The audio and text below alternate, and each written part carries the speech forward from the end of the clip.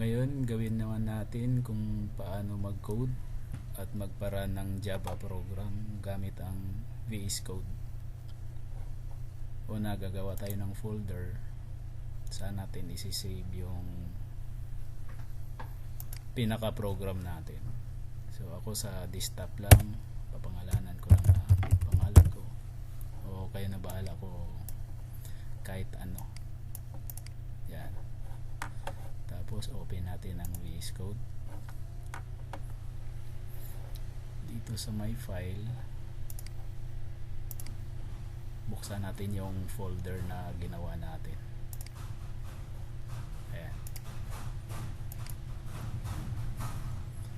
Tapos right click lang tayo dito sa baba ng folder, new file.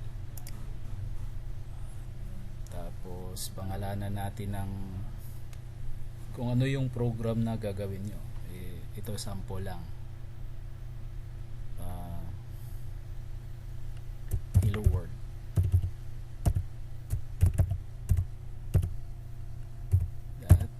Tapos yung extension Java program yung gagawin natin. Okay, tapos yan, pwede na tayong mag code.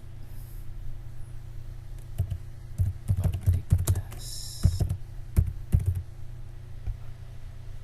So yung class natin, pangalanan na name natin ng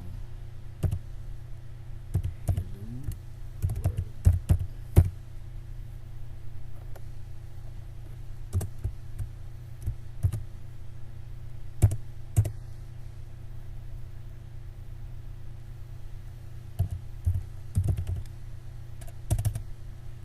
Public.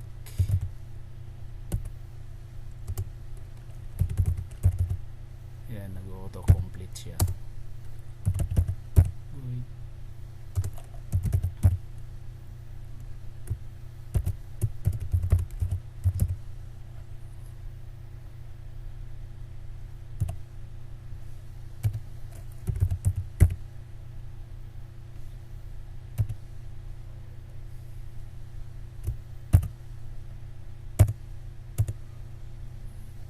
System dot out dot print line.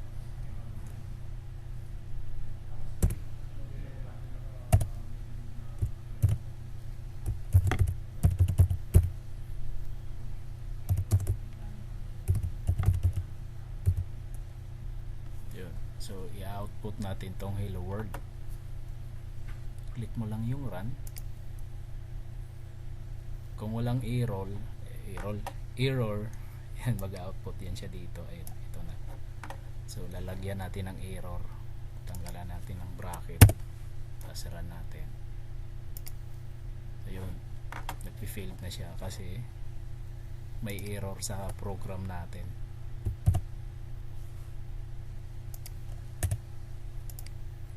Run natin ulit. Ayun, ito na siya. Ngayon, pwede rin natin siyang i-run sa CMD. Bali, yung folder na ginawa natin, magkakaroon siya ng class. So, buksan natin yung folder. Empty folder lang to kanina. Folder, wala pang laman. So, ngayon, andito na yung program natin. Para mag-run siya sa CMD, so open natin yung command.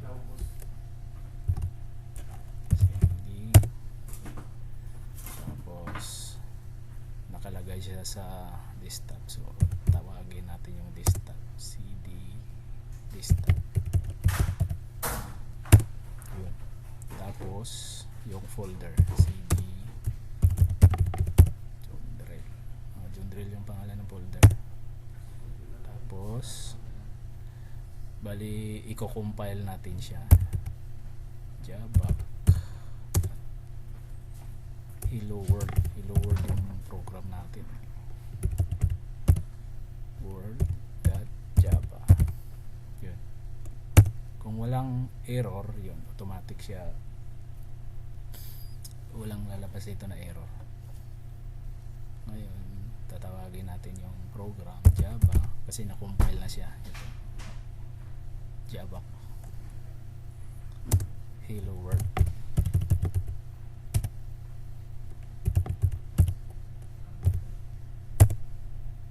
Okay.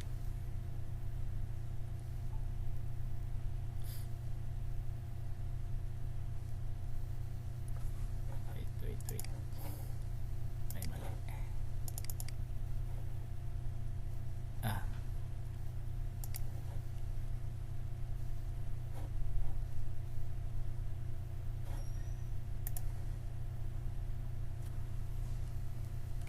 Java